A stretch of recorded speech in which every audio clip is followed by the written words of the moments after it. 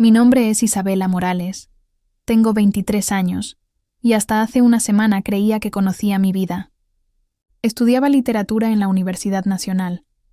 Trabajaba medio tiempo en una librería del centro y vivía en un apartamento pequeño pero acogedor que mi padre me había ayudado a conseguir. Las mañanas olían a café recién hecho y a las gardenias que crecían en el balcón. Todo era predecible, seguro, normal. El teléfono sonó a las 3 de la madrugada del martes. El timbre cortante me despertó de un sueño profundo, y mi corazón ya latía descompasado antes de que pudiera alcanzar el auricular. La voz del oficial de policía era profesional pero gentil cuando me dijo que mi padre había muerto en un accidente automovilístico.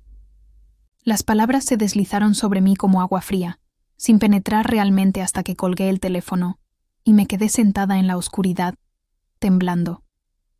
Papá había salido esa noche para una reunión de trabajo. Eso había dicho. Siempre tenía reuniones de trabajo extrañas, a horas peculiares, con personas cuyos nombres nunca mencionaba completamente. Yo había dejado de preguntar hace años, asumiendo que era parte de su trabajo como consultor financiero independiente. Ahora, parada en la morgue identificando su cuerpo, me preguntaba qué más había dejado de preguntar. Sus pertenencias me las entregaron en una bolsa de plástico transparente. Su cartera de cuero gastado, un reloj que no reconocí, llaves de un auto que tampoco era suyo, y un teléfono móvil que nunca había visto antes.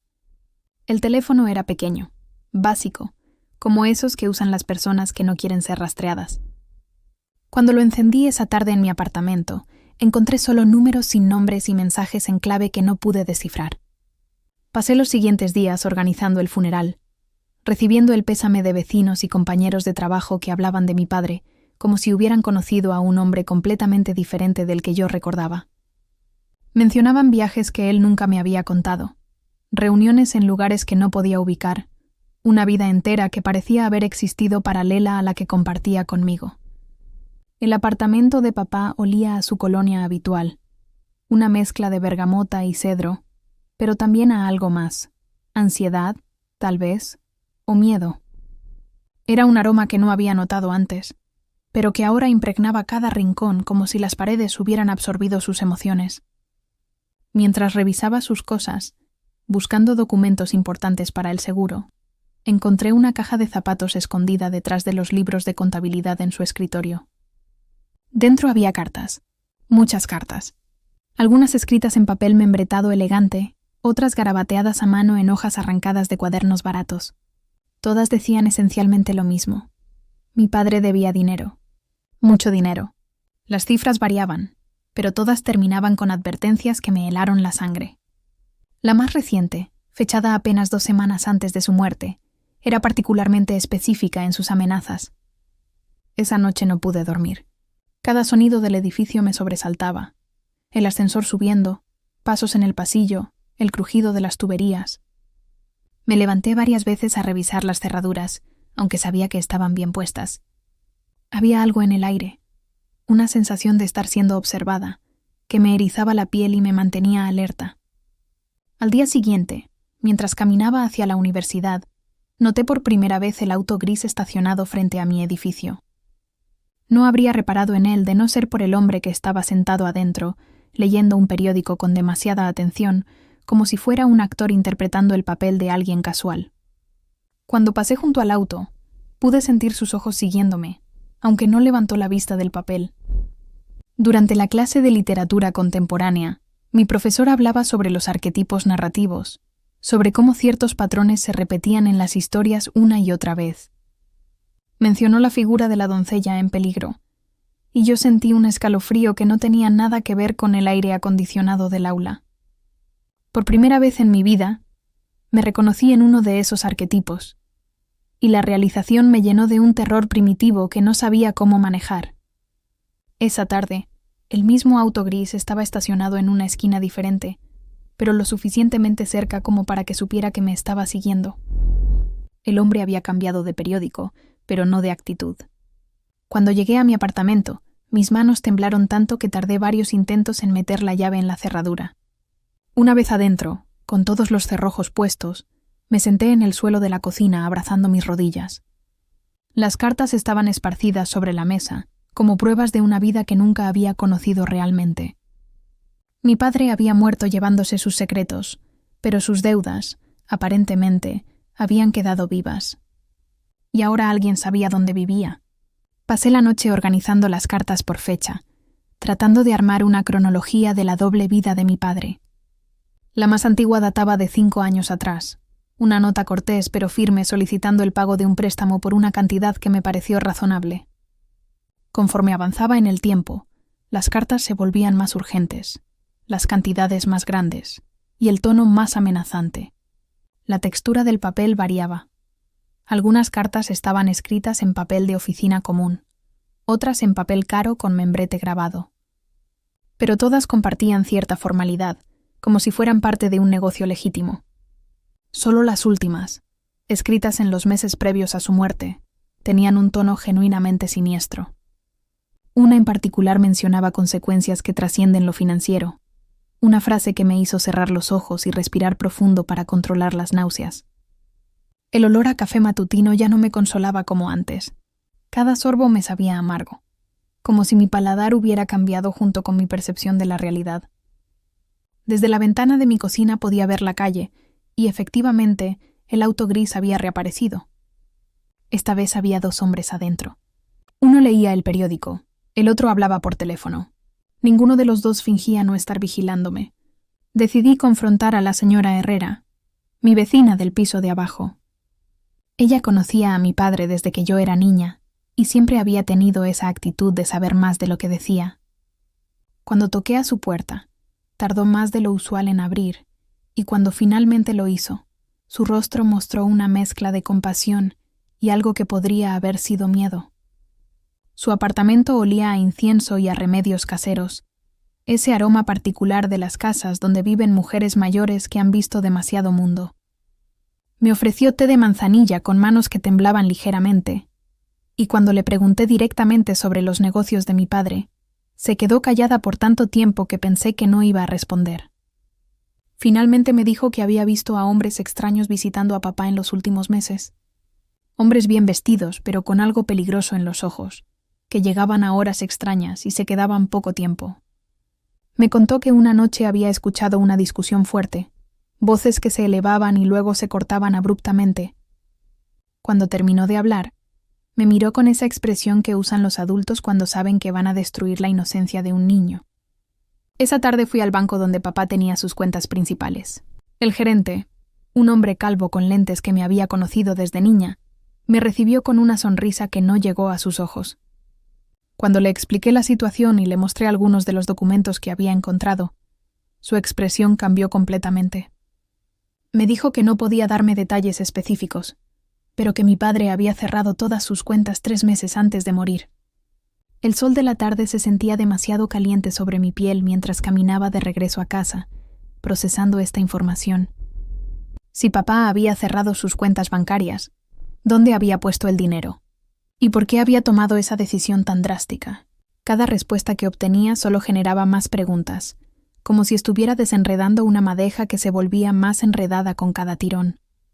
Esa noche decidí llamar a Miguel, el único amigo de papá cuyos datos tenía. Miguel trabajaba en construcción y había conocido a mi padre en algún proyecto años atrás.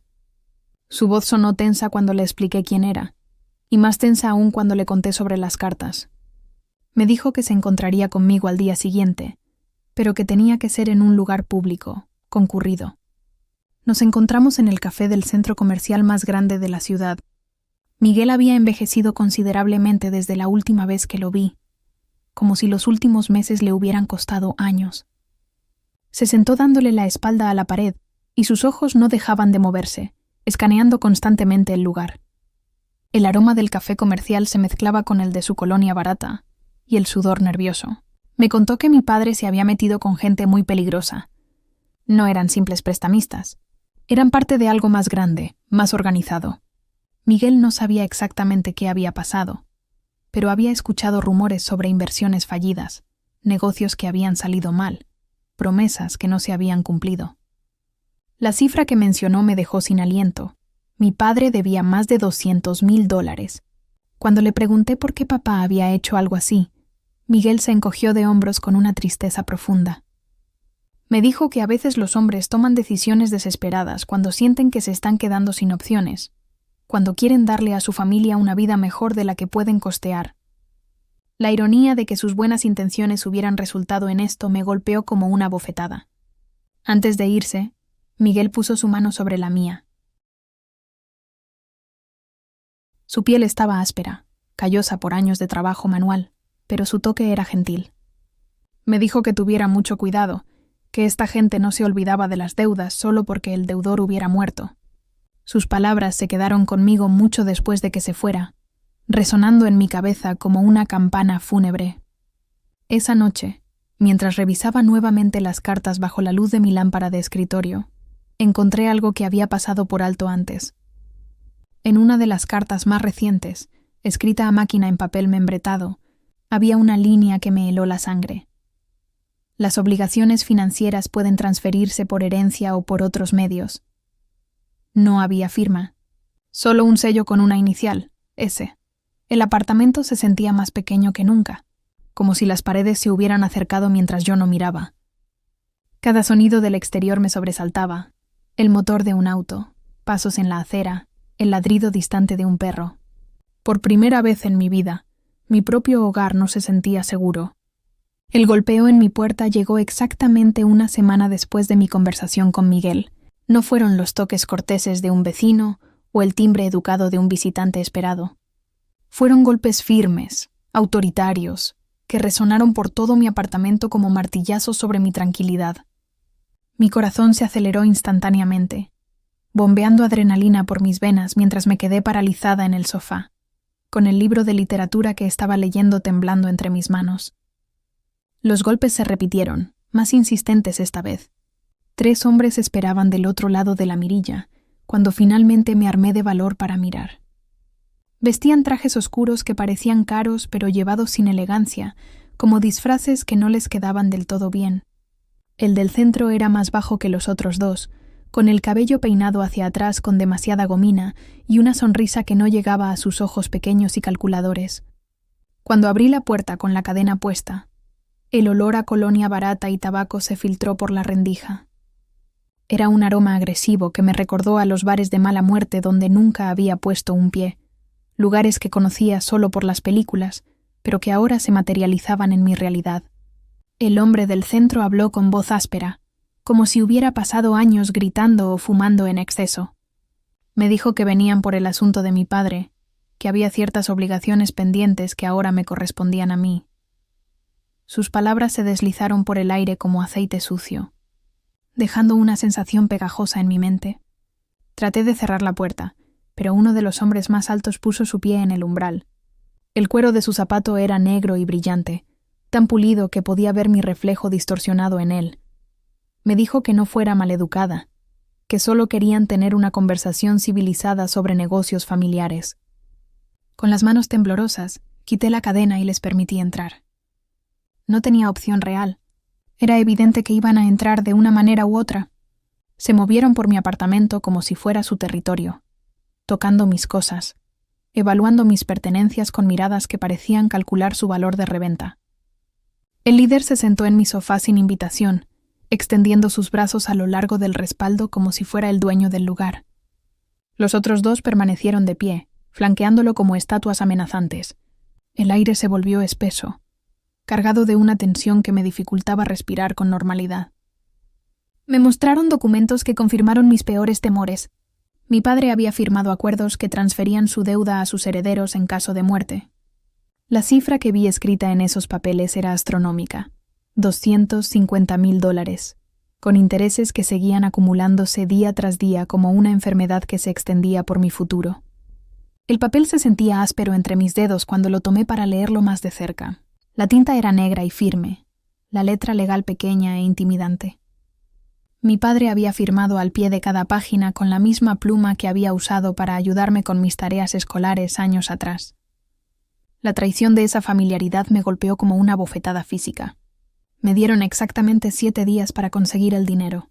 Una semana para encontrar una cantidad que ni siquiera podía conceptualizar realmente. El líder se inclinó hacia adelante mientras hablaba, y pude ver las cicatrices pequeñas en sus nudillos. marcas que sugerían una historia de violencia que prefería no imaginar. Cuando se fueron, dejaron un número de teléfono escrito en una tarjeta sin nombre. La tarjeta era blanca, simple, pero parecía quemar entre mis dedos como si estuviera hecha de fuego helado. Me dijeron que era el único número al que debía llamar cuando tuviera el dinero, no antes. Pasé los siguientes días en un estado de pánico controlado, visitando bancos donde me miraron con lástima cuando expliqué mi situación. Los gerentes me hablaban con voces suaves pero firmes, explicándome por qué alguien como yo, estudiante universitaria sin historial crediticio sólido, nunca podría acceder a un préstamo de esa magnitud. Llamé a todos los parientes que pude recordar, por distantes que fueran. Mis tíos, mis primos, incluso contactos de mi madre que había muerto cuando yo era pequeña. Cada conversación seguía el mismo patrón: sorpresa inicial, seguida de compasión, terminando en disculpas incómodas y promesas vacías de ayuda que sabíamos que nunca llegaría. Mi mejor amiga Laura me escuchó durante horas mientras lloraba en su apartamento, pero incluso su familia, que tenía más recursos que la mía, no podía ni acercarse a la cantidad que necesitaba. Me abrazó mientras yo temblaba contra su hombro, y pude sentir su impotencia mezclándose con la mía. Las noches se volvieron interminables. Me quedaba despierta escuchando cada sonido del edificio, cada auto que pasaba por la calle, cada paso en el pasillo. El miedo se había vuelto una presencia física en mi apartamento, un peso invisible que presionaba mi pecho y me dificultaba respirar con normalidad. El sexto día, cuando revisé mi cuenta bancaria por 100ª vez, la realidad me golpeó con claridad brutal. Tenía exactamente $1,300 en mi cuenta de ahorros, producto de años de trabajos de medio tiempo y regalos de cumpleaños. Era una cantidad ridícula comparada con lo que debía, como tratar de llenar un océano con un vaso de agua. Esa noche me senté en el suelo de mi cocina, rodeada de todos los papeles que había juntado. Estados de cuenta, aplicaciones de préstamo rechazadas, números de contactos que ya había agotado. El suelo estaba frío contra mis piernas desnudas, pero la sensación me ayudaba a mantenerme concentrada en la realidad de mi situación. Por primera vez desde que había comenzado esta pesadilla, permití que la verdad completa se asentara en mi mente. No había manera legal, legítima o moral de conseguir esa cantidad de dinero en menos de 24 horas. No había familia rica escondida, no había herencias olvidadas, no había milagros financieros esperándome. El reloj de la cocina marcaba las 2 de la mañana cuando finalmente acepté que al día siguiente tendría que llamar a ese número sin nombre. Tendría que explicar mi fracaso a hombres que claramente no aceptaban excusas. Tendría que enfrentar las consecuencias de decisiones que mi padre había tomado en secreto, consecuencias que ahora eran mías por derecho de sangre. La llamada que hice esa mañana duró menos de 30 segundos. Una voz que no reconocí me dijo simplemente que alguien vendría a verme a las 8 de la noche. No hubo preguntas sobre el dinero, no hubo reproches por mi fracaso, solo una cita que sonaba más a una cita con el destino que a una reunión de negocios. Pasé el día limpiando mi apartamento con una meticulosidad obsesiva, como si el orden externo pudiera compensar el caos interno que me consumía. Aspiré cada rincón, limpié cada superficie, incluso ordené mis libros alfabéticamente. Mis manos necesitaban mantenerse ocupadas para evitar que mi mente se descarrilara completamente hacia el pánico. A las 7:30, me duché y me puse mi mejor vestido, uno negro que mi padre me había regalado para mi graduación de secundaria. La tela se sentía fría contra mi piel, pero me daba una sensación ilusoria de armadura. Si iba a enfrentar mi ruina, al menos lo haría con dignidad. El golpe en la puerta llegó exactamente a las 8. Esta vez no fueron los martillazos bruscos de la semana anterior. Fueron 3 toques suaves, casi corteses, pero que de alguna manera sonaron más ominosos que toda la agresividad anterior. Cuando abrí la puerta, el mundo cambió. El hombre que estaba parado en mi umbral no se parecía en nada a los cobradores de la semana pasada. Era alto, probablemente rozando el 1,90 m, con hombros anchos que llenaban un traje que claramente había sido hecho a la medida. Su cabello negro estaba perfectamente peinado hacia atrás, revelando una cara que habría sido hermosa si no fuera por los ojos. Esos ojos eran del color del hielo sucio, grises con vetas azules, y me miraron con una intensidad que me hizo sentir como si pudiera ver directamente a través de mí. Su presencia llenó mi apartamento antes de que siquiera hubiera cruzado el umbral. Era como si hubiera traído consigo un campo de fuerza invisible que alteraba la atmósfera misma del lugar. El aire se volvió más denso, más cargado, como antes de una tormenta eléctrica. Su colonia era diferente a cualquier cosa que hubiera olido antes. No era el aroma barato y agresivo de los hombres de la semana pasada. Era algo complejo, caro, con notas de bergamota y algo más oscuro que no pude identificar. Era el tipo de fragancia que hombres muy ricos usaban cuando querían marcar territorio sin decir una palabra. Se movió por mi apartamento con una gracia felina que me recordó a los documentales de grandes depredadores que había visto en la televisión. Cada paso era calculado, cada movimiento tenía propósito. No tocó nada, pero sus ojos catalogaron cada detalle. Mis libros, mis fotografías, la manta que mi abuela me había tejido y que estaba doblada sobre el sofá. Cuando finalmente habló, su voz fue una sorpresa. Era profunda, educada, con apenas una traza de acento que no pude ubicar. Sonaba como alguien que había ido a buenas escuelas, que había crecido con privilegios, que había elegido este mundo en lugar de haber sido forzado a entrar en él. Me dijo que se llamaba Alejandro Santoro, y la manera en que pronunció su propio nombre me hizo entender que esperaba que lo reconociera. Cuando no mostré señales de reconocimiento, algo que podría haber sido diversión brilló en sus ojos grises. Se sentó en mi sofá con una elegancia natural que hizo que el mueble pareciera un trono. Cruzó una pierna sobre la otra y extendió un brazo a lo largo del respaldo. Y de repente mi propio apartamento se sintió como si fuera suyo. Como si yo fuera una invitada en mi propio hogar. La conversación que siguió fue surrealista. Habló de mi padre con una familiaridad que me dolió, mencionando detalles de su personalidad que yo creía conocer solo yo. Me dijo que había apreciado a papá, que había lamentado genuinamente su muerte, pero que los negocios eran los negocios y las deudas no morían con las personas. Cuando le expliqué mi situación financiera, asintió como si ya lo supiera todo. Me dijo que había investigado mis recursos antes de venir, que sabía exactamente cuánto dinero tenía en mi cuenta bancaria, cuánto ganaba en la librería, incluso cuánto pagaba de renta cada mes. La invasión de mi privacidad me hizo sentir desnuda, expuesta de una manera que iba más allá de lo físico. Entonces hizo la proposición. Sus palabras fueron elegantes, casi poéticas en su construcción, pero su significado era brutalmente claro. No podía pagar la deuda con dinero, pero podía pagarla de otras maneras. Podía trabajar para él, vivir en su casa, estar disponible para él cuando él lo necesitara. Podía usar mi cuerpo para saldar la deuda de mi padre. El mundo se detuvo por un momento. Podía escuchar el zumbido del refrigerador en la cocina, el tic-tac del reloj en la pared, el sonido de mi propia respiración que se había vuelto laboriosa y superficial. Mi cuerpo reaccionó antes que mi mente. Un temblor que comenzó en mis manos y se extendió por mis brazos. Un calor que subió por mi cuello hasta mis mejillas. Me levanté de la silla donde me había sentado, necesitando poner distancia física entre nosotros. Caminé hasta la ventana, pero pude sentir sus ojos siguiendo cada uno de mis movimientos. Mi reflejo en el vidrio se veía pálido, fantasmal, como si ya hubiera comenzado a desvanecerme. Le dije que no, por supuesto. Las palabras salieron de mi boca con más fuerza de la que realmente sentía. Le dije que encontraría otra manera, que necesitaba más tiempo, que no podía aceptar lo que me estaba proponiendo. Su respuesta fue entregada con la misma elegancia con la que había hecho la proposición inicial. Me explicó, con una paciencia casi paternal, que no había otras opciones, que la gente en su posición no daba extensiones por buena voluntad, que las consecuencias de no pagar una deuda de esta magnitud trascendían lo financiero y entraban en territorios mucho más peligrosos. No hizo amenazas explícitas.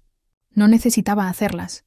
Su simple presencia en mi apartamento, la manera en que había aparecido en mi vida con información detallada sobre cada aspecto de mi existencia, era amenaza suficiente.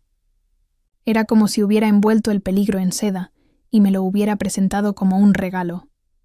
Me dio 3 días para pensar en su proposición, 3 días para decidir si prefería intentar huir y vivir el resto de mi vida mirando por encima del hombro, o aceptar los términos que me había ofrecido y saldar la deuda de mi padre con mi propia libertad. Cuando se levantó para irse, se acercó a mí. No me tocó, pero se paró lo suficientemente cerca como para que pudiera sentir el calor de su cuerpo, para que su colonia me envolviera como una niebla tóxica. Me dijo que esperaba que tomara la decisión correcta, y la manera en que pronunció la palabra correcta me hizo entender que solo había una opción que él consideraría aceptable.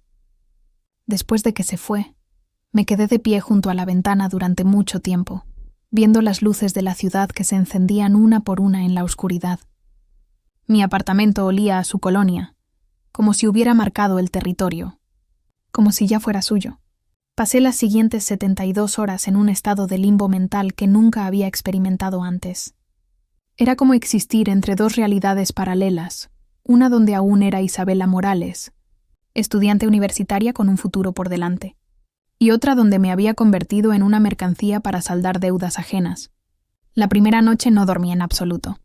Me quedé acostada en mi cama, mirando las sombras que las luces de la calle proyectaban en el techo, mientras mi mente corría en círculos viciosos.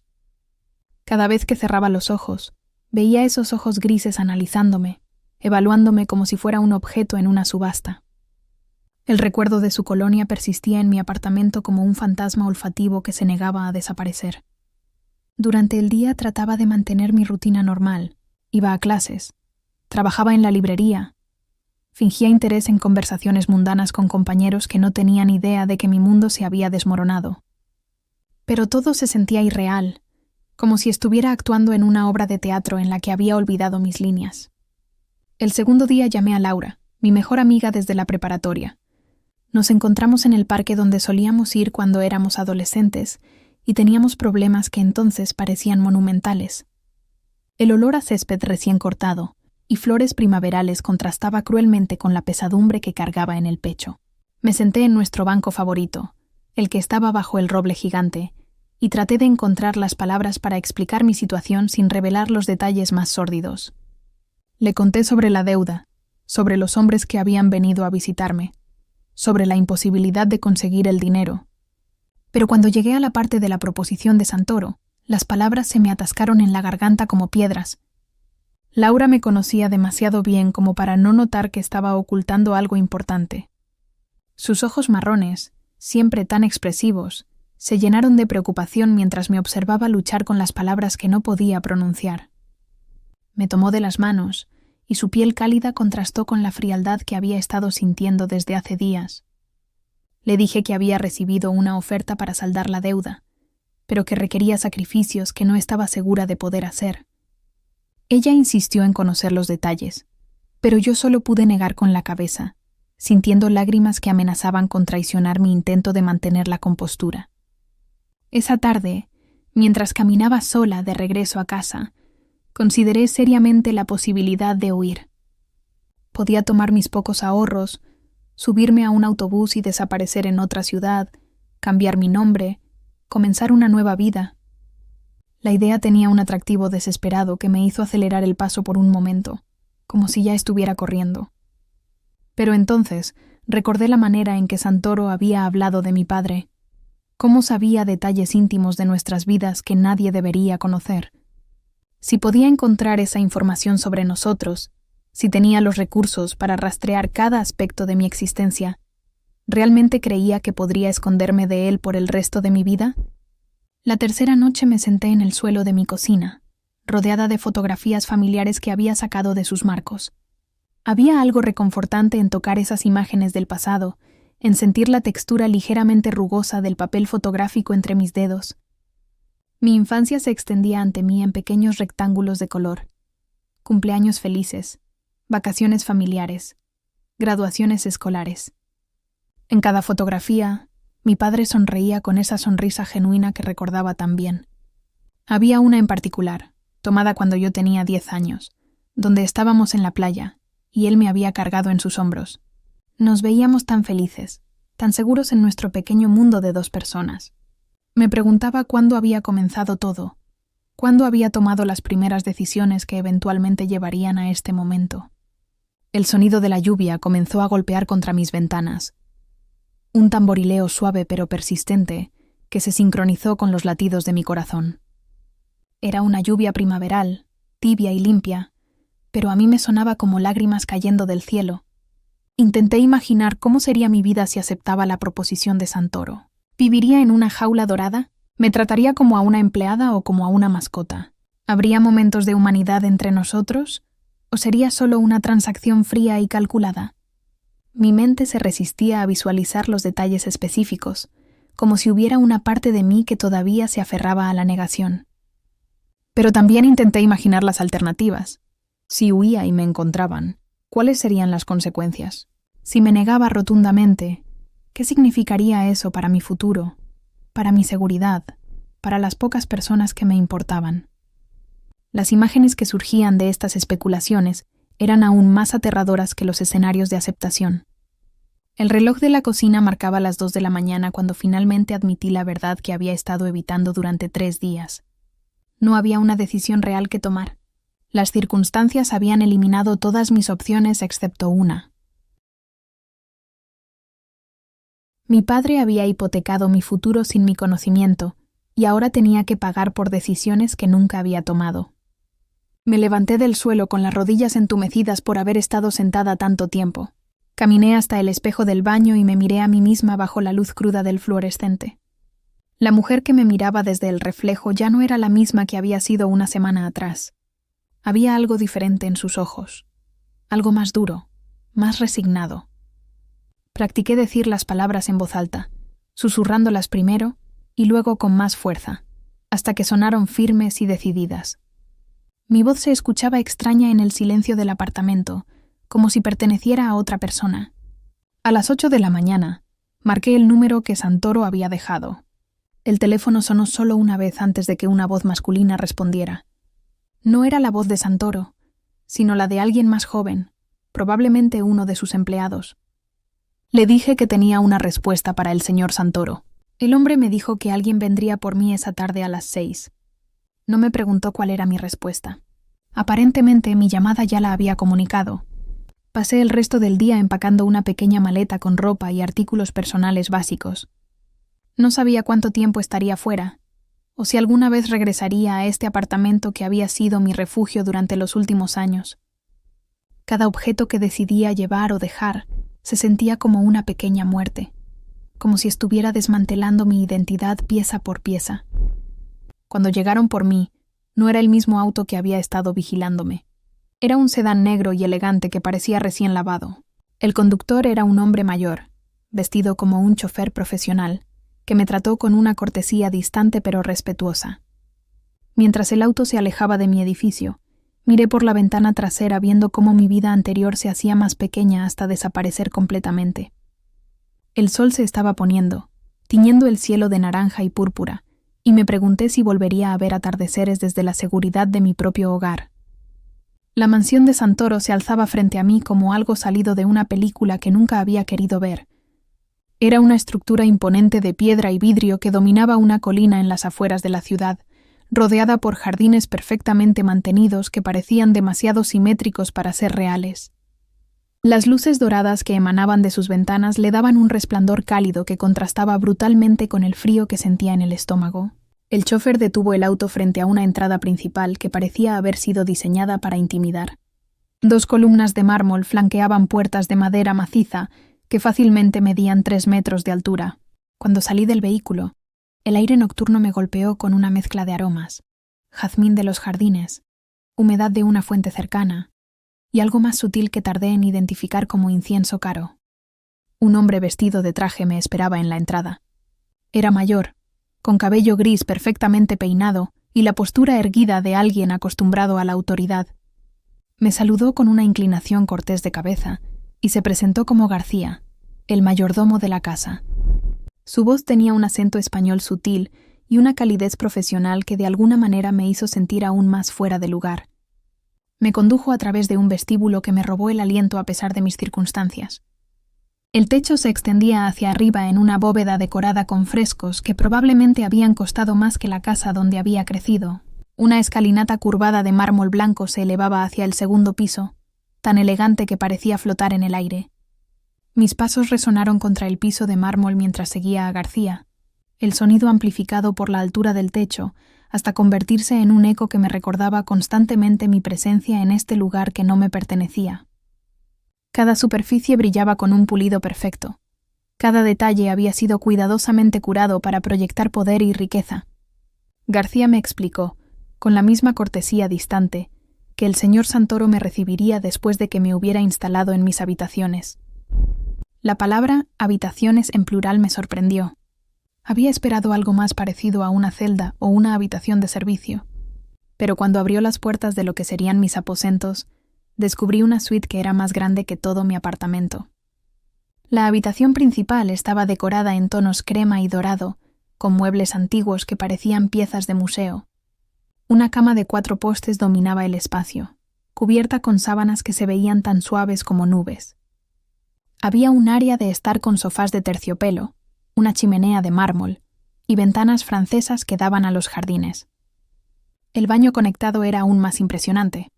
Una tina de mármol lo suficientemente grande para 3 personas ocupaba el centro, rodeada de velas que García encendió mientras me explicaba las amenidades. El aire se llenó inmediatamente con el aroma de vainilla y sándalo, una fragancia que probablemente había sido seleccionada específicamente para relajar y seducir. Me dejó sola para que me refrescara y me cambiara. Sobre la cama había dejado un vestido que claramente había sido escogido para mí. Era de seda negra, elegante pero no ostentoso, del tipo que se usa para cenas importantes. La tela se sentía fría y resbalosa entre mis dedos, y cuando me lo puse, se ajustó a mi cuerpo como si hubiera sido hecho a medida. El espejo del vestidor me mostró una versión de mí misma que no reconocía completamente. El vestido me favorecía de maneras que mi ropa habitual nunca había logrado, acentuando curvas que ni siquiera sabía que tenía. Pero mis ojos seguían siendo los mismos, y en ellos podía ver el miedo que ni toda la seda del mundo podría disimular. Un toque suave en la puerta interrumpió mis pensamientos. García había regresado para escoltarme al comedor, donde el señor Santoro me esperaba para cenar. Caminamos por pasillos decorados con pinturas que probablemente valían más que lo que mi familia había ganado en toda su vida, hasta llegar a un comedor que parecía diseñado para recibir royalty. Santoro estaba de pie junto a una ventana que daba al jardín, silueteado contra las luces exteriores, como una figura salida de una novela gótica. Cuando se volvió hacia mí, llevaba un traje diferente del que había usado en mi apartamento, en un gris carbón que hacía que sus ojos parecieran aún más penetrantes. Se acercó a mí con esa gracia felina que recordaba de nuestro primer encuentro, y cuando estaba lo suficientemente cerca, pude oler su colonia mezclada con algo nuevo, el aroma sutil del vino tinto de calidad. Tomó mi mano para besarla cortésmente, y el contacto de sus labios contra mi piel me envió una descarga eléctrica por todo el brazo que me hizo estremecer involuntariamente. Me condujo a la mesa, que estaba puesta para 2 con una vajilla que brillaba bajo la luz de un candelabro de cristal. Las velas proyectaban sombras danzantes que hacían que todo se sintiera irreal, como si estuviéramos actuando en una obra de teatro cuyo guión no había tenido oportunidad de leer.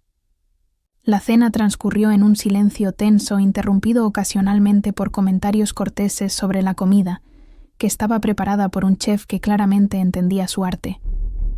Cada plato era una obra maestra visual y gastronómica, pero yo apenas podía saborear nada por los nervios que me tenían el estómago contraído. Santoro me observaba mientras comía, sus ojos siguiendo cada movimiento que hacía con el tenedor, cada sorbo de vino que tomaba. No era una mirada lascivia, sino algo más analítico, como si estuviera estudiándome, aprendiendo sobre mí a través de mis hábitos más pequeños. Después de la cena, me llevó a su estudio, una habitación forrada de libros del suelo al techo que olía a cuero viejo y tabaco fino. Me sirvió una copa de un brandy que sabía como fuego líquido y se posicionó detrás de su escritorio como si estuviera presidiendo una reunión de negocios.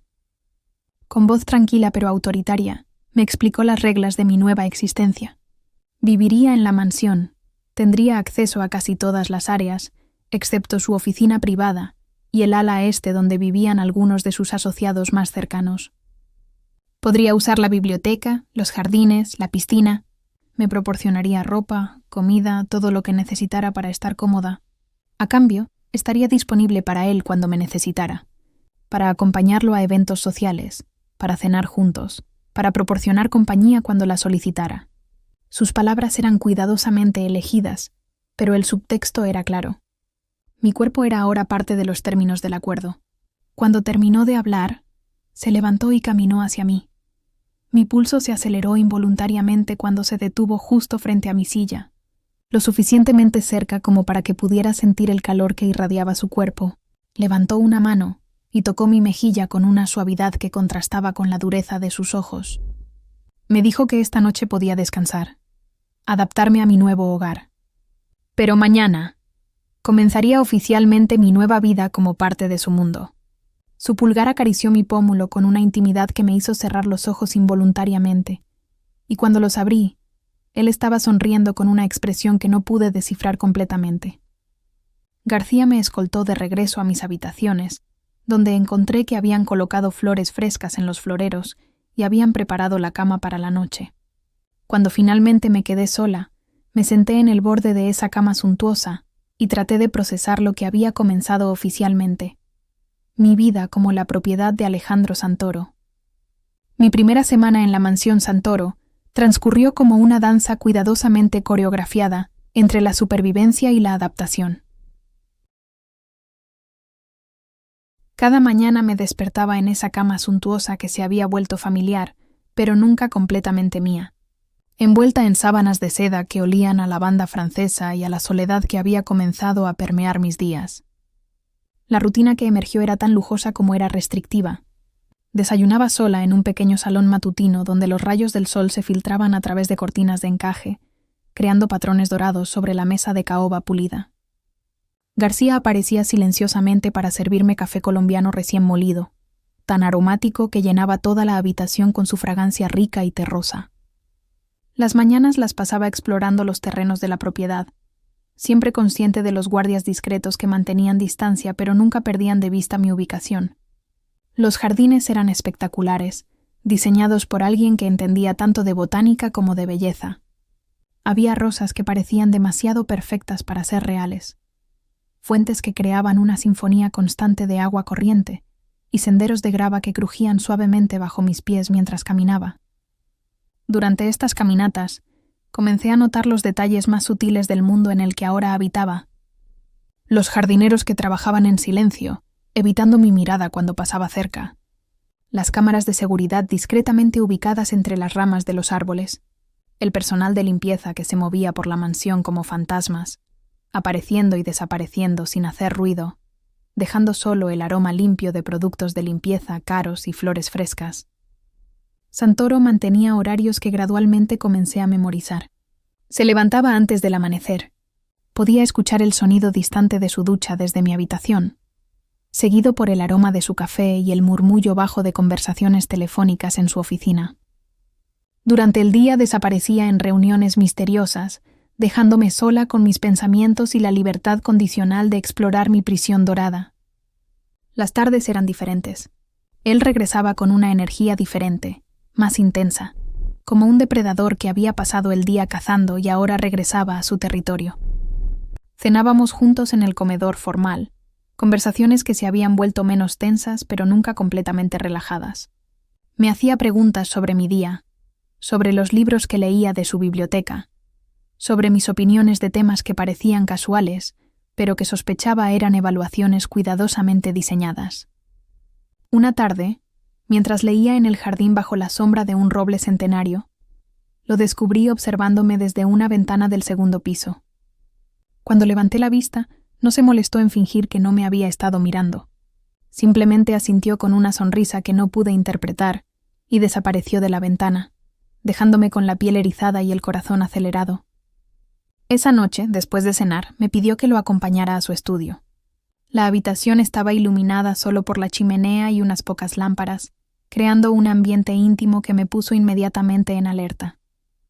El aire estaba perfumado con el aroma del whisky escocés que él saboreaba lentamente, mezclándose con el olor familiar de sus libros de cuero y algo más sutil que comencé a asociar específicamente con él. Una mezcla de poder, peligro y una masculinidad que me afectaba de maneras que prefería no analizar. Me senté en el sofá de cuero frente a la chimenea, consciente de cómo la luz dorada del fuego jugaba sobre mi vestido de seda azul marino. Él se posicionó de pie, apoyándose contra la repisa de la chimenea, una pose casual que de alguna manera lo hacía parecer aún más imponente. Desde esa posición podía observarme completamente, estudiar cada reacción, cada microexpresión que pudiera traicionar mis pensamientos. Me habló de su infancia, sorprendiéndome con una vulnerabilidad que no había esperado. Había crecido en las calles, me dijo. Había aprendido desde muy joven que el mundo estaba dividido entre depredadores y presas, entre los que tomaban el poder y los que se lo entregaban. Su voz se volvía más profunda cuando hablaba de esos años, como si estuviera accediendo a recuerdos que normalmente mantenía enterrados. Mientras hablaba, se acercó al sofá y se sentó junto a mí, no demasiado cerca para ser obviamente intimidante, pero lo suficientemente cerca como para que pudiera sentir el calor de su cuerpo y el aroma embriagador de su colonia mezclada con whisky. La proximidad me hizo consciente de cada centímetro de piel expuesta por mi vestido, de la manera en que mi respiración se había vuelto más superficial. Me preguntó sobre mis sueños, sobre lo que había querido hacer con mi vida antes de que todo cambiara. Sus preguntas eran genuinas. Sus ojos se suavizaron cuando hablé de mi amor por la literatura, de mis planes de ser profesora algún día. Pero había algo más en su mirada, algo posesivo que me recordaba constantemente que estos sueños ahora pertenecían a él tanto como yo. Cuando estiró la mano para apartar un mechón de cabello de mi cara, su toque fue sorprendentemente gentil. Sus dedos se deslizaron por mi mejilla con una calidez que contrastaba con la frialdad que esperaba de él. Mi cuerpo reaccionó traicionándome, un estremecimiento que comenzó donde me tocó y se extendió por todo mi sistema nervioso como electricidad. Me dijo que era más hermosa de lo que mi padre le había descrito, y la mención de papá me golpeó como un puño en el estómago. Me recordó brutalmente que esta intimidad aparente, esta conversación que casi parecía una cita normal, era en realidad parte de una transacción. Yo era el pago por los pecados de mi padre, nada más que una mercancía valiosa en su colección. Esa noche, después de que me despidió con otro beso cortés en la mano, me quedé despierta durante horas. Las sábanas se sentían demasiado suaves contra mi piel sensibilizada, y cada vez que cerraba los ojos podía sentir el fantasma de su toque en mi mejilla. Era perturbador darme cuenta de que mi cuerpo había comenzado a responder a él, a anhelar contactos que mi mente rechazaba completamente. Durante los días siguientes, noté cambios sutiles en nuestra dinámica. Sus toques se volvieron más frecuentes. Una mano en mi espalda baja mientras caminábamos por los jardines, un roce de dedos cuando me pasaba una copa de vino durante la cena, caricias aparentemente casuales que duraban un segundo más de lo necesario. También comencé a notar fisuras en su armadura emocional. Lo había visto interactuar con su personal, siempre controlado, siempre en comando. Pero conmigo, ocasionalmente, había momentos donde algo más humano se filtraba a través de su fachada. Una sonrisa genuina cuando me vio reírme leyendo un libro cómico, una expresión de ternura casi paternal cuando me vio alimentar a los peces en el estanque del jardín. Estos momentos de humanidad me confundían más que su crueldad o su control. Era más fácil odiar a un monstruo que a un hombre complejo que mostraba destellos de calidez genuina. Comencé a preguntarme si estas grietas en su compostura eran reales o simplemente otra forma de manipulación, otra herramienta en su arsenal para mantenerme dócil y cooperativa. Una tarde, mientras practicaba piano en el salón de música, lo descubrí parado en el umbral, escuchando. Cuando nuestros ojos se encontraron, no se disculpó por la intrusión. En lugar de eso, entró en la habitación y se sentó en la silla cerca del piano, indicándome con un gesto que continuara tocando. Sus ojos nunca se apartaron de mis manos mientras tocaba, y pude sentir la intensidad de su atención como un peso físico.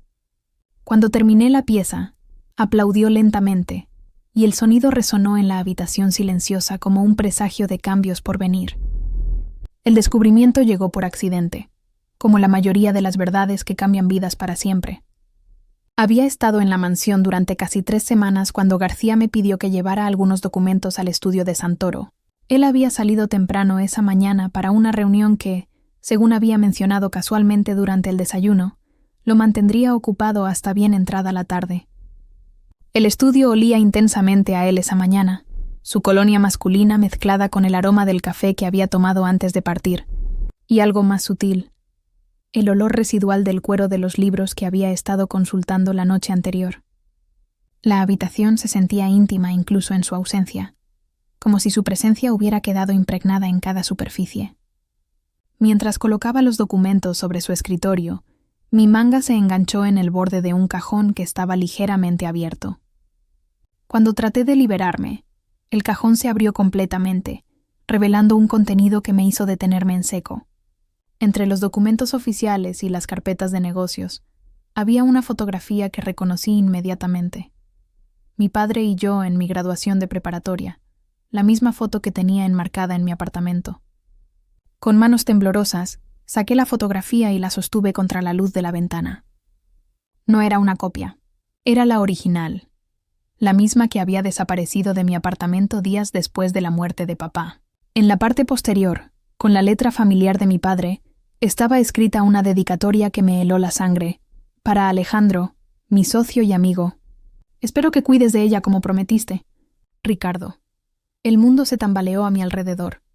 Me senté pesadamente en la silla de cuero de Santoro, sintiendo cómo el aire abandonaba mis pulmones en una exhalación larga y dolorosa.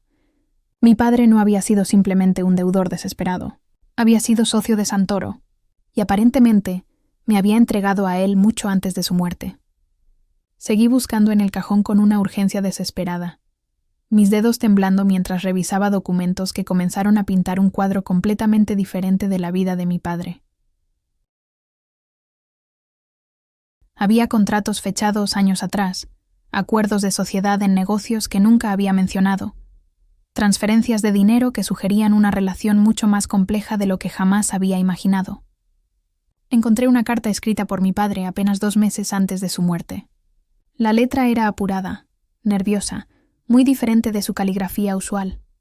En ella, le pedía perdón a Santoro por los errores cometidos, por los negocios que habían salido mal, por las decisiones que había tomado que habían puesto en peligro no solo su propia seguridad, sino también la mía.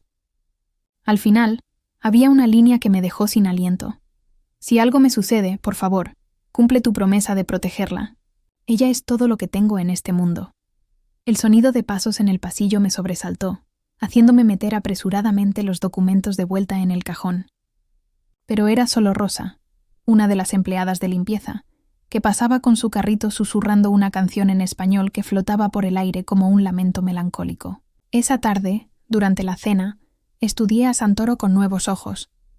Cada gesto, cada palabra, cada mirada tomaba un significado diferente, ahora que sabía la verdad sobre su relación con mi padre. Cuando me preguntó sobre mi día, como siempre hacía, tuve que hacer un esfuerzo consciente para mantener mi voz estable. Me observó más intensamente que de costumbre, como si pudiera detectar el cambio en mi Demianor. Sus ojos grises se movían por mi cara con la precisión de un escáner, buscando señales de lo que había descubierto. La tensión entre nosotros se espesó hasta volverse casi tangible, como el aire antes de una tormenta eléctrica. Después de la cena, me retiré temprano a mis habitaciones, alegando dolor de cabeza, pero en realidad necesitaba tiempo para procesar lo que había aprendido, para reorganizar completamente mi comprensión de todo lo que había sucedido. Me senté junto a la ventana, mirando los jardines iluminados por la luz de la luna, mientras las piezas del rompecabezas se acomodaban en mi mente. Mi padre no había sido la víctima inocente que había imaginado. Había estado involucrado en el mundo de Santoro por años, tal vez décadas. Sus viajes misteriosos, sus reuniones a horas extrañas, su conocimiento de personas que nunca nombraba completamente, todo tenía sentido ahora. Pero entonces, ¿qué significaba eso para mí? ¿Era realmente el pago de una deuda? ¿O era algo más? El hecho de que Santoro tuviera mi fotografía, que hubiera prometido a mi padre cuidar de mí, sugería una conexión más profunda de la que había entendido inicialmente. La siguiente mañana, Santoro anunció durante el desayuno que tenía que viajar por negocios durante algunos días. Me dijo esto mientras untaba mantequilla en su tostada, como si fuera la cosa más casual del mundo, pero pude ver algo más en sus ojos. Era como si estuviera evaluando mi reacción, midiendo si su ausencia me afectaría de alguna manera. Parte de mí se sintió aliviada por la perspectiva de algunos días sin su presencia constante e intensa, pero otra parte, Una parte que prefería no examinar demasiado de cerca, sintió algo que se parecía peligrosamente a la decepción.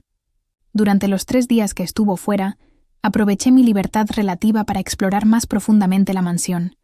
Había áreas que aún no había visitado, habitaciones que García había mencionado casualmente, pero que nunca había tenido la oportunidad de ver. En el ala este, donde supuestamente vivían algunos de los asociados de Santoro, encontré algo inesperado. Una de las habitaciones había sido convertida en una especie de oficina-archivo, llena de archivadores metálicos y cajas de documentos. El aire olía a papel viejo y tinta, con un toque de humedad que sugería que algunos de estos documentos habían estado almacenados durante décadas. Entre estos archivos, encontré una carpeta con mi nombre completo, escrito en la caligrafía meticulosa de alguien que había estado documentando mi vida durante años. Contenía fotografías mías desde la infancia, reportes escolares, incluso recortes de periódico de premios académicos menores que había ganado en la preparatoria. La carpeta incluía información sobre mis rutinas diarias, mis amigos, mis profesores favoritos, lugares que frecuentaba. Era como si hubiera estado bajo vigilancia durante años sin saberlo. Cada aspecto de mi vida había sido catalogado, estudiado, documentado con una precisión que me hizo sentir violada de maneras que ni siquiera podía articular completamente. Al final de la carpeta, encontré notas escritas en la letra de Santoro. Eran observaciones sobre mi personalidad, mis fortalezas, mis vulnerabilidades. Una línea en particular me llamó la atención. Inteligente pero ingenua. Fuerte pero necesita protección. Perfecta para el propósito previsto. ¿El propósito previsto? ¿Qué significaba eso exactamente? Esa noche, sola en mis habitaciones lujosas, me senté en el suelo del baño con la espalda contra la puerta cerrada con llave. Las baldosas frías contra mi piel me ayudaban a mantenerme concentrada mientras procesaba la magnitud de lo que había descubierto. No era solo una víctima de circunstancias. Había sido seleccionada, estudiada, preparada para este papel durante años. Mi padre había sido parte de esta preparación, conscientemente o no. Y Santoro había estado planeando esto mucho antes de que mi padre muriera. Cuando regresó de su viaje 3 días después, me encontré incapaz de mirarlo directamente durante la cena. Cada palabra que pronunciaba, cada gesto casual, estaba teñido ahora por el conocimiento de cuánto había estado ocultando, cuánto tiempo había estado manipulando mi vida desde las sombras. Al final de la cena, cuando normalmente me retiraba a mis habitaciones, él me pidió que me quedara. Su voz tenía una calidad diferente, más seria, como si supiera que algo había cambiado durante su ausencia. Se acercó a mí lentamente, y cuando estaba lo suficientemente cerca como para tocarme, levantó su mano hacia mi mejilla. Pero esta vez no permití el contacto. Me aparté, y vi cómo sus ojos se endurecieron con una comprensión inmediata. Me miró durante un largo momento, y cuando habló, su voz tenía el filo afilado de alguien que había sido descubierto en una mentira. Entonces, dijo suavemente, has estado explorando. El silencio que siguió a su declaración se extendió entre nosotros como un abismo. Sus palabras flotaban en el aire del comedor, cargadas de una amenaza sutil que me hizo consciente de cada latido de mi corazón. El tic-tac del reloj de péndulo en la esquina parecía amplificado, marcando cada segundo que pasaba sin que yo respondiera a su acusación. Me sostuve su mirada, aunque cada instinto me gritaba que corriera. Sus ojos grises habían adquirido esa calidad glacial que había visto la primera noche en mi apartamento, cuando había transformado mi mundo con unas pocas palabras elegantemente pronunciadas. Pero esta vez no era la misma mujer aterrorizada que había sido entonces. Había algo diferente en mí, algo que se había endurecido durante estas semanas en su prisión dorada. Me levanté de la silla lentamente, mis movimientos deliberadamente controlados. El vestido de seda se deslizó contra mi piel como agua fría, recordándome que incluso mi ropa había sido seleccionada por él, que cada aspecto de mi apariencia había sido curado para su placer. Pero ahora esa realización me llenaba más de ira que de miedo. Caminé hacia la ventana, necesitando poner distancia entre nosotros aunque sabía que era ilusoria. Podía sentir su presencia detrás de mí como un campo magnético, alterando el aire mismo del cuarto. El aroma de su colonia se mezclaba con el olor residual de la cena y algo más sutil. mi propio miedo transmutándose en algo más peligroso. Me volví para enfrentarlo, y cuando hablé, mi voz sonó más firme de lo que había esperado. Le dije que había encontrado los documentos, que sabía sobre su sociedad con mi padre, que había visto la carpeta con mi nombre. Las palabras salieron de mí como balas, cada una cargada con la furia que había estado acumulando desde que descubrí la verdad. Él no negó nada. En lugar de eso, se acercó a mí con esa gracia depredadora que me había fascinado y aterrorizado a partes iguales. Cuando estaba lo suficientemente cerca como para tocarme, se detuvo, y pude ver algo nuevo en su expresión. No era arrepentimiento, sino algo que se parecía a la admiración.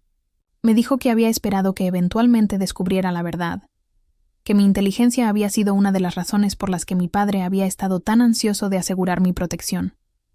Sus palabras estaban cuidadosamente elegidas, cada sílaba pronunciada con esa dicción perfecta que hacía que incluso las revelaciones más brutales sonaran como poesía. Pero entonces me contó algo que no había esperado. Mi padre no había muerto en un accidente. Había sido asesinado por los rivales de Santoro, que habían descubierto algunos de sus negocios conjuntos.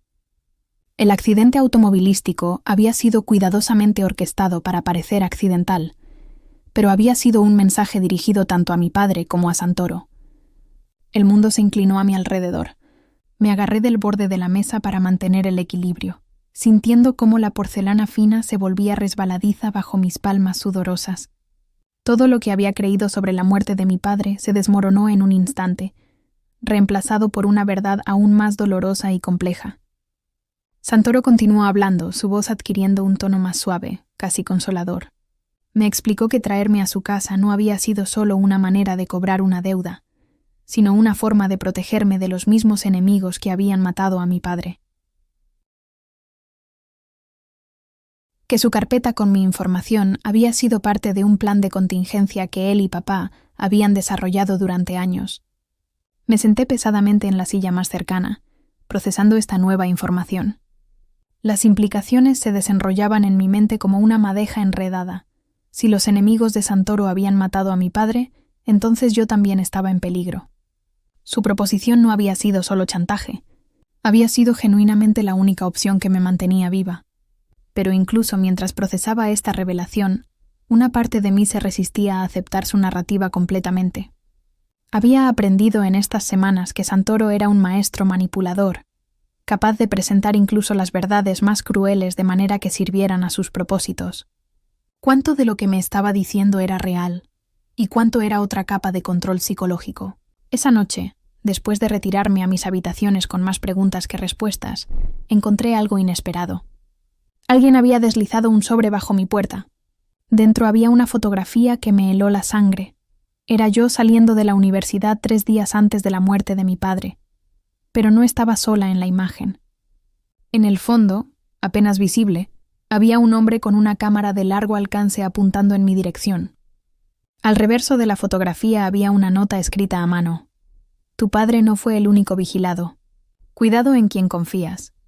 No estaba firmada, pero la tinta parecía fresca, como si hubiera sido escrita recientemente. Mi sangre se convirtió en hielo líquido mientras estudiaba la imagen. Alguien había estado fotografiándome, siguiéndome, documentando mi vida incluso antes de que mi padre muriera. ¿Pero quién? ¿Y por qué me estaban advirtiendo ahora? Los siguientes días se volvieron una espiral de paranoia y descubrimiento. Comencé a notar cosas que había pasado por alto antes. Personal de la casa que evitaba mi mirada de maneras específicas. Conversaciones que se detenían abruptamente cuando yo aparecía. Movimientos en los jardines durante la noche que no podían ser explicados por los guardias regulares.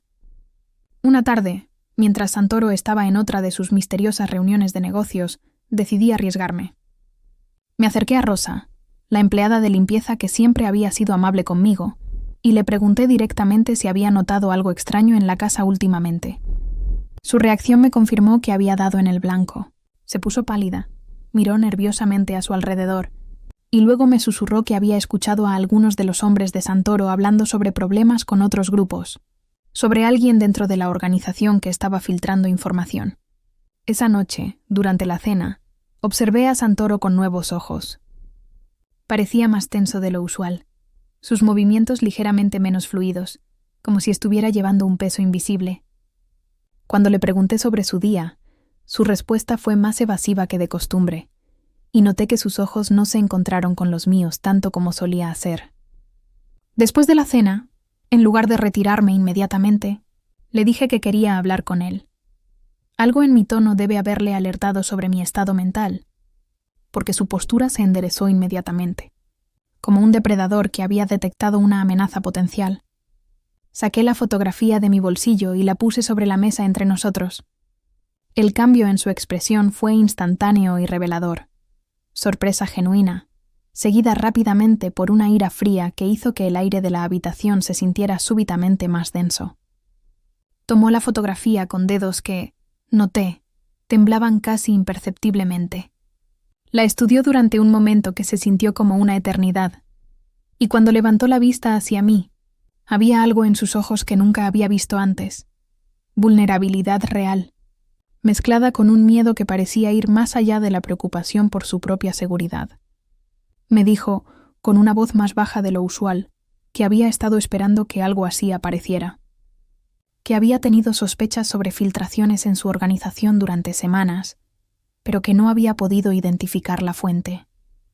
La fotografía confirmaba sus peores temores. Alguien cercano a él me estaba usando como peón en un juego mucho más peligroso del que había imaginado. Por primera vez desde que había llegado a la mansión, vi a Alejandro Santoro no como el hombre todopoderoso que controlaba cada aspecto de mi existencia, sino como alguien que también estaba navegando aguas peligrosas, alguien que tenía tanto que perder como yo. La revelación de la fotografía cambió todo. Durante los siguientes días, la mansión se transformó de una prisión lujosa en algo que se sentía más como un búnker sitiado. Guardias adicionales aparecieron en los jardines, sus figuras vigilantes creando sombras que se movían constantemente en mi visión periférica. El aire mismo parecía cargado de tensión, como si la casa entera estuviera conteniendo el aliento. Santoro se volvió diferente conmigo después de esa noche, más protector, pero también más distante, como si estuviera constantemente calculando riesgos que yo no podía comprender completamente. Sus toques casuales, que había comenzado a anticipar e incluso a anhelar secretamente, se volvieron más raros y cargados de una urgencia que me ponía los nervios de punta. Una mañana, mientras desayunaba sola en el pequeño salón, García se acercó con más formalidad de la usual. Me informó que el señor Santoro había solicitado mi presencia en su oficina privada, la habitación en el ala norte que había estado prohibida para mí desde mi llegada. Su tono tenía una gravedad que me hizo dejar la taza de café a medio terminar, el líquido aún humeando con un aroma que ya no me consolaba. La oficina privada de Santoro era diferente a su estudio elegante. Era más espartana, más funcional, con escritorios múltiples cubiertos de documentos y mapas, paredes forradas con monitores que mostraban feeds de seguridad de toda la propiedad. El aire olía a tinta de impresora, café frío y algo más penetrante que tardé en identificar como el aroma metálico del miedo. Cuando entré, encontré a Santoro de pie frente a una ventana que había sido oscurecida con persianas metálicas. Se veía diferente en este entorno, menos el magnate elegante y más el general de guerra que realmente era. Su postura era rígida, y cuando se volvió hacia mí, pude ver líneas de tensión alrededor de sus ojos que no había notado antes. Me mostró más fotografías, una serie de imágenes que documentaban mi vida durante los últimos meses de manera aún más detallada que la carpeta que había encontrado. Pero estas eran diferentes. Habían sido tomadas por alguien más, desde ángulos que sus propios hombres no habrían usado, en momentos cuando supuestamente yo estaba bajo la protección de su vigilancia. La más perturbadora mostraba mi apartamento después de la muerte de mi padre, pero desde el interior. Alguien había estado dentro, fotografiando mis pertenencias, mi cama deshecha, incluso el interior de mi refrigerador. La invasión de privacidad era tan completa que me hizo sentir físicamente enferma, como si hubiera sido violada de maneras que apenas podía procesar. Santoro me explicó, con esa voz controlada que usaba cuando estaba furioso pero tratando de no alarmarme, que había identificado a la fuente de las filtraciones. Era Marco, uno de sus lugartenientes más confiables, alguien que había estado con la organización durante más de una década. Aparentemente, había estado vendiendo información a un grupo rival a cambio de una suma que habría asegurado su retiro cómodo. Pero la traición iba más profundo que simplemente vender información. Marco había estado coordinando activamente para ponerme en peligro, fotografiándome y documentando mis rutinas para sus nuevos empleadores. El plan, según lo que Santoro había podido descubrir, era secuestrarme y usarme como moneda de cambio para forzar a Santoro a entregar territorios valiosos. La idea de que alguien en quien Santoro había confiado hubiera estado planeando usarme como peón en un juego aún más peligroso me llenó de una ira fría que me sorprendió por su intensidad. Durante semanas había luchado contra mi situación. Había resentido mi falta de autonomía, pero ahora me daba cuenta de que incluso dentro de esta prisión dorada, había estado más segura de lo que había entendido. Esa tarde, Santoro me pidió que lo acompañara a lo que describió como una reunión de negocios. No me dio detalles, pero la manera en que sus ojos evitaron los míos cuando hizo la petición me hizo entender que esto no sería una reunión ordinaria. Me pidió que me vistiera elegantemente, y cuando García apareció con un vestido que nunca había visto antes, supe que esta noche sería diferente de cualquier otra. El vestido era de seda color borgueña, más atrevido que cualquier cosa que hubiera usado en mi vida anterior. Se adhería a mi cuerpo de maneras que me hacían consciente de cada curva, cada línea, transformándome en alguien que Barely reconocía en el espejo. Pero había algo empoderador en esa transformación, como si estuviera poniéndome una armadura hecha de elegancia y peligro. Nos dirigimos a un restaurante en el centro de la ciudad que claramente había sido reservado en su totalidad para esta ocasión. El lugar estaba tenuemente iluminado, con velas que proyectaban sombras danzantes sobre manteles blancos inmaculados. El aroma de cocina gourmet se mezclaba con algo más tenso, el olor del poder negociándose en espacios oscuros. Marco ya estaba allí cuando llegamos, sentado a una mesa en el centro del comedor con otros 2 hombres que no reconocí. Cuando nos vio entrar, su expresión cambió de confianza casual a algo más cauteloso, como si hubiera detectado que el viento había cambiado de dirección. Durante los primeros minutos de la cena, todo parecía normal.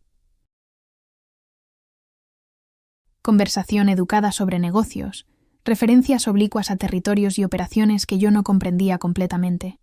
Pero podía sentir la tensión subyacente como una corriente eléctrica que corría por debajo de la superficie civilizada. Santoro me había instruido antes de llegar sobre mi papel en esta representación. Debía actuar como su compañera, elegante y aparentemente ingenua, pero observando todo.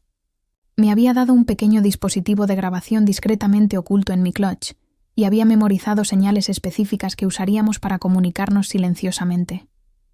Fue durante el segundo plato cuando Santoro hizo su movimiento.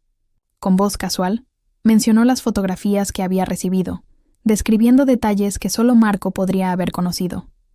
Vi cómo el color drenaba del rostro del traidor, cómo sus manos comenzaron a temblar casi imperceptiblemente alrededor de su copa de vino.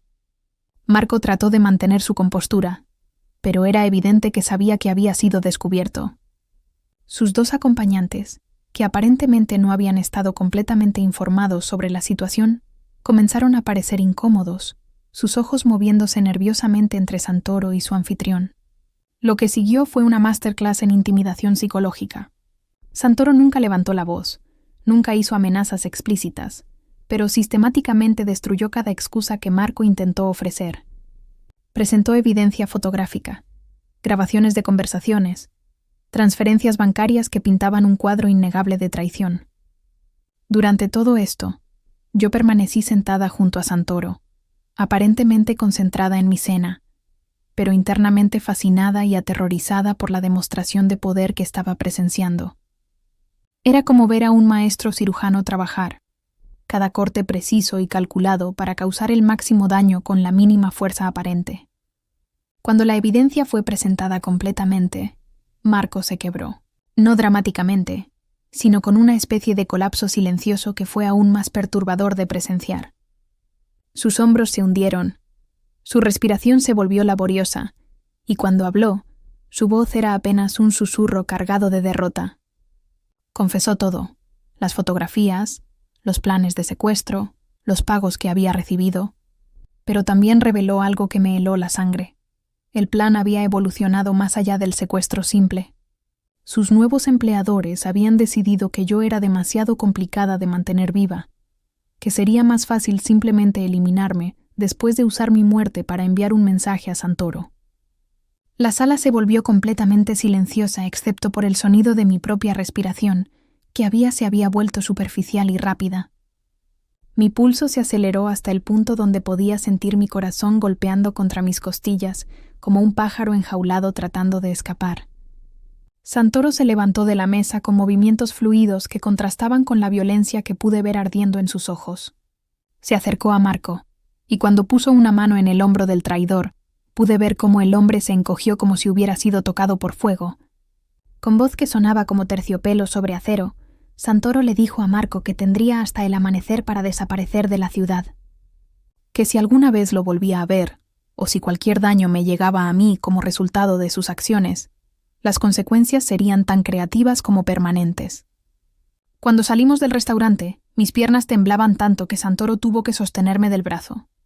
El aire nocturno se sentía frío contra mi piel, pero no tanto como el hielo que había comenzado a formarse en mis venas cuando me di cuenta completamente de cuán cerca había estado de una muerte que ni siquiera había sabido que me acechaba. Los días que siguieron a la confrontación con Marco se sintieron como vivir en el epicentro de un terremoto silencioso.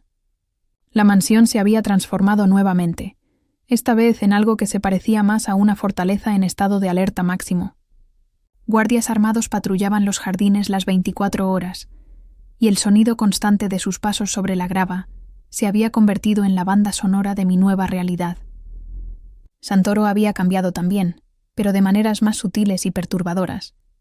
Se había vuelto más atento conmigo, más presente físicamente, como si mi cercanía con el peligro hubiera despertado algo primitivo en él. Sus toques se volvieron más frecuentes y más íntimos. Una mano que se demoraba en mi espalda baja durante las caminatas por el jardín. Dedos que rozaban los míos cuando me pasaba una copa de vino.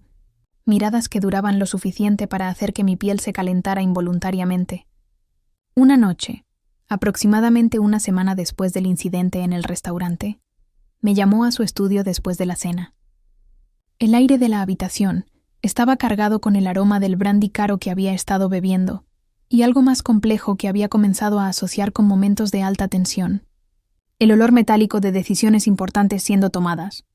Me senté en el sofá de cuero frente a la chimenea, pero esta vez él no se posicionó detrás de su escritorio como era su costumbre.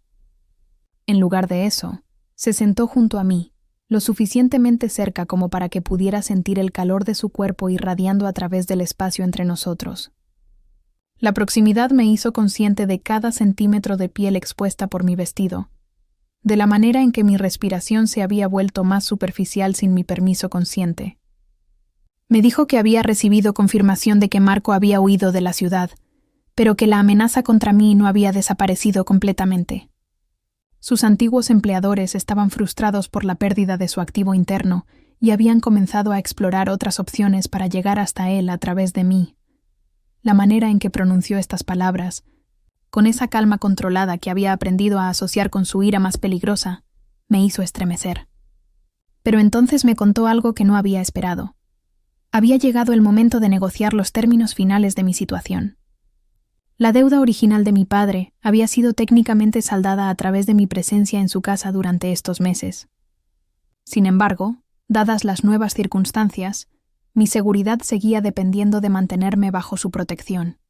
Sus palabras flotaron en el aire entre nosotros como humo, cargadas de implicaciones que mi mente trataba de procesar. ¿Me estaba ofreciendo la libertad que había anhelado durante todos estos meses? ¿O era esto otra forma de manipulación? ¿Otra manera de hacer que sintiera que tenía opciones cuando realmente no las tenía? Se levantó del sofá y caminó hacia la ventana, pero pude sentir la tensión irradiando de él incluso a distancia.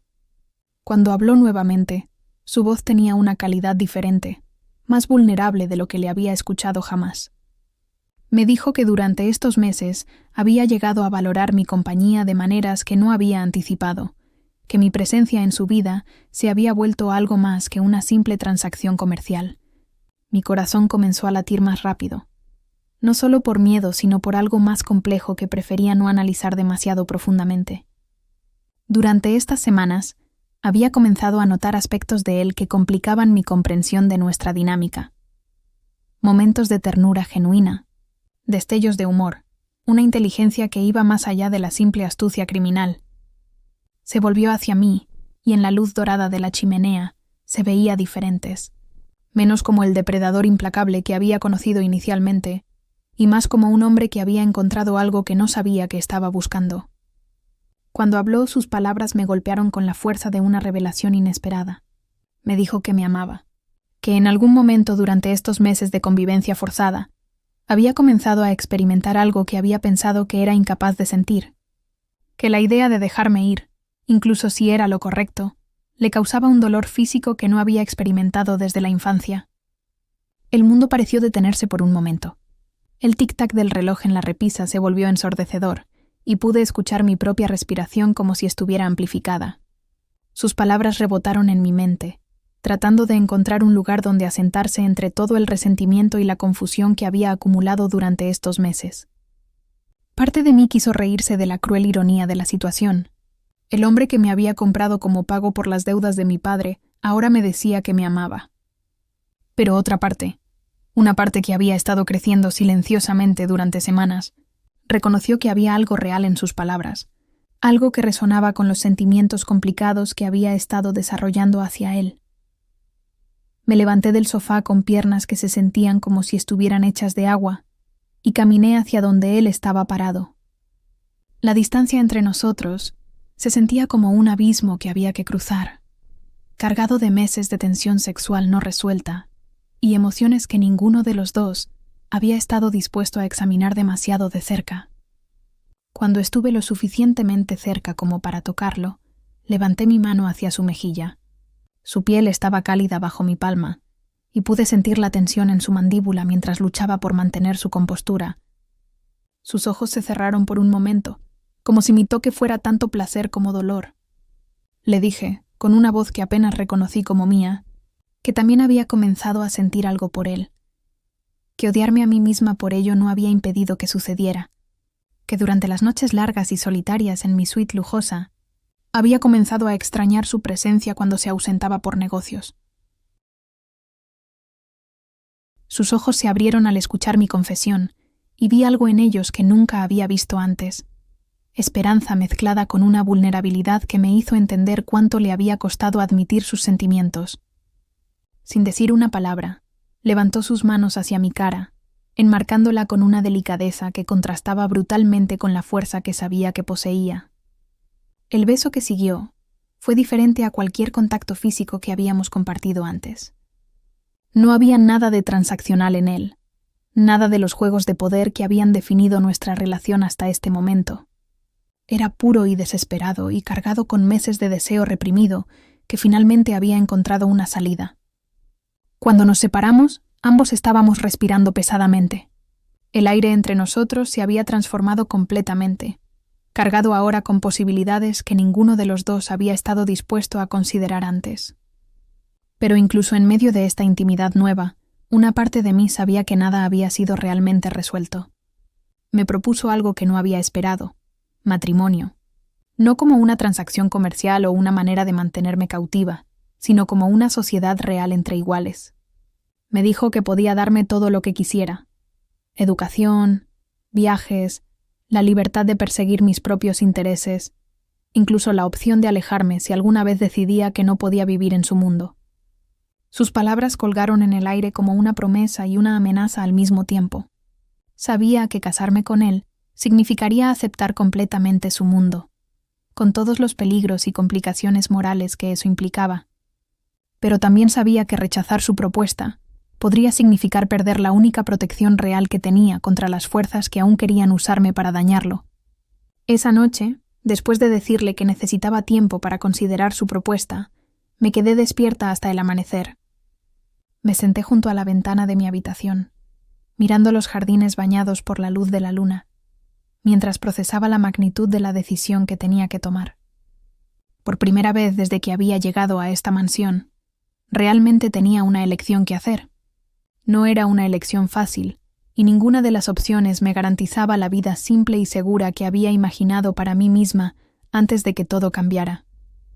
pero era genuinamente mía, y esa realización me llenó tanto de terror como de algo que se parecía peligrosamente a la esperanza. La decisión llegó a mí con la claridad silenciosa del amanecer.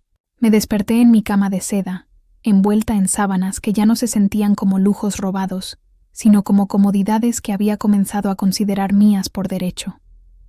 El aroma de las gardenias del jardín se filtraba por la ventana abierta, mezclándose con el olor familiar del café que García había comenzado a preparar en la cocina. Y por primera vez en meses, respiré sin sentir el peso de la incertidumbre presionando mi pecho. Durante estos meses en la mansión Santoro, había muerto y renacido varias veces. La estudiante universitaria ingenua que había abierto su puerta a cobradores amenazantes ya no existía. En su lugar, había emergido alguien más compleja, más fuerte, más consciente de las gradaciones grises que existían entre el bien y el mal absolutos.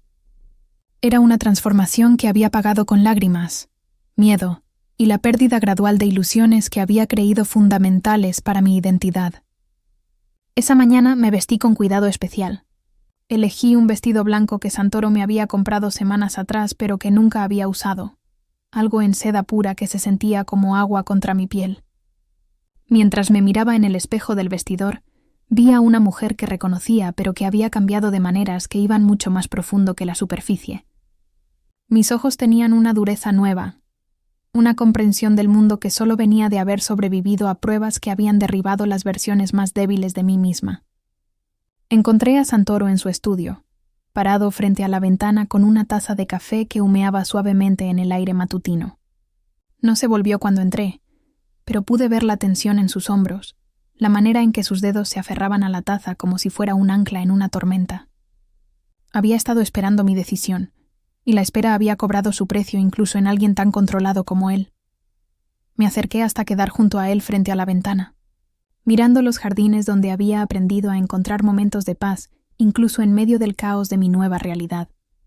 Los rosales estaban en plena floración, creando una sinfonía de colores que contrastaba hermosamente con el verde profundo del césped perfectamente mantenido. Era una vista que había llegado a amar, y me di cuenta de que la idea de no volver a verla me causaba una punzada de dolor real. Cuando hablé, mi voz sonó más firme de lo que había esperado.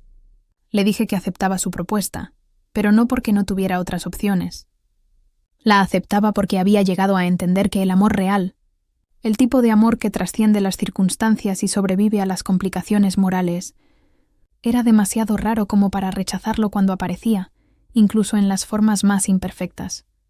Se volvió hacia mí entonces, y pude ver el alivio lavando sobre su rostro como una marea. Pero también había algo más profundo allí, una comprensión de que mi aceptación venía con condiciones, que la mujer que había elegido amar no era la estudiante asustada que había llegado a su puerta meses atrás, sino alguien que había encontrado su propia fuerza en medio de la adversidad. Le dije que quería terminar mis estudios, que quería mantener alguna conexión con el mundo fuera de su organización, que necesitaba saber que siempre tendría la opción de elegir este mundo cada día, no porque fuera la única opción disponible, sino porque era la que genuinamente prefería. Asintió sin hesitación, y en ese gesto vi el respeto que había crecido entre nosotros durante estos meses difíciles. Nuestro matrimonio, cuando finalmente tuvo lugar 3 meses después, fue una ceremonia privada en los jardines de la mansión. Solo estuvieron presentes García y Rosa, junto con algunos de los asociados más cercanos de Santoro, que se habían convertido en algo parecido a una familia durante mi tiempo allí. El aroma de las rosas en plena floración se mezclaba con el incienso que Rosa había insistido en quemar para la buena suerte, creando una atmósfera que era tanto solemne como celebratoria. Cuando intercambiamos votos, las palabras que pronunciamos fueron escritas por nosotros mismos, reflejando la naturaleza única de nuestro camino hacia este momento. No prometimos amarnos en la riqueza y en la pobreza, en la salud y en la enfermedad. En lugar de eso, prometimos elegir el amor cada día a pesar de las complicaciones de nuestro mundo, proteger lo que habíamos construido juntos contra las fuerzas que tratarían de destruirlo, y nunca olvidar el precio que ambos habíamos pagado para llegar a este punto. El anillo que me puso en el dedo era diferente al que había esperado. No era ostentoso ni estaba diseñado para impresionar. Era elegante en su simplicidad, un solo diamante engarzado en platino que capturaba la luz de manera que parecía arder con fuego interno. Me dijo que lo había elegido porque me recordaba a mí, hermoso en su fortaleza, valioso más allá de su apariencia y capaz de brillar incluso en la oscuridad. Los meses que siguieron trajeron cambios que ninguno de nosotros había anticipado completamente. Gradualmente, comencé a participar más activamente en aspectos legítimos de los negocios de Santoro. Mi educación y mi perspectiva externa resultaron valiosas en negociaciones que requerían un toque más sutil que el que sus asociados tradicionales podían proporcionar. No era una transformación fácil o sin complicaciones morales. Había noches cuando me despertaba cuestionando las decisiones que había tomado, preguntándome si había traicionado algún conjunto de principios que había creído fundamentales para quien era. Pero también había mañanas cuando me despertaba junto a Santoro, sintiendo el calor de su cuerpo contra el mío, y sabía que había encontrado algo real y valioso en medio de todas las complicaciones. Un año después de nuestro matrimonio, estaba parada en el mismo lugar frente a la ventana del estudio donde había tomado la decisión que había cambiado mi vida para siempre. Los jardines se veían iguales, pero yo era fundamentalmente diferente. No era la víctima que había llegado a esta casa, ni tampoco era simplemente la esposa de un hombre poderoso. Era Isabela Santoro, una mujer que había aprendido que la supervivencia a veces requiere abrazar las paradojas de la existencia, que el amor real puede florecer incluso en el suelo más improbable, que la fuerza a veces viene de aceptar las circunstancias que no puedes cambiar, mientras luchas ferozmente por aquellas que sí puedes. El sonido de pasos familiares en el pasillo me hizo sonreír. Santoro se acercó por detrás, envolviendo sus brazos alrededor de mi cintura mientras apoyaba su barbilla en mi hombro. El aroma de su colonia, que una vez me había aterrorizado, ahora me consolaba. Sus manos encontraron las mías, y nuestros anillos de matrimonio captaron la luz del sol matutino. Me preguntó en qué estaba pensando, y cuando le dije que estaba reflexionando sobre el viaje que nos había traído hasta este momento, sonrió contra mi cabello. Me dijo que nunca se arrepentía de las decisiones que lo habían llevado hasta mí, incluso las más moralmente complicadas. Le respondí que yo tampoco me arrepentía, y mientras pronunciaba esas palabras, supe que eran completamente verdaderas. Había pagado un precio alto por esta vida, pero había ganado algo que no tenía precio: una comprensión de mi propia fuerza, un amor que había sobrevivido a pruebas extraordinarias, y la sabiduría de saber que a veces las mejores decisiones son las que nunca hubiéramos imaginado que tendríamos el coraje de tomar.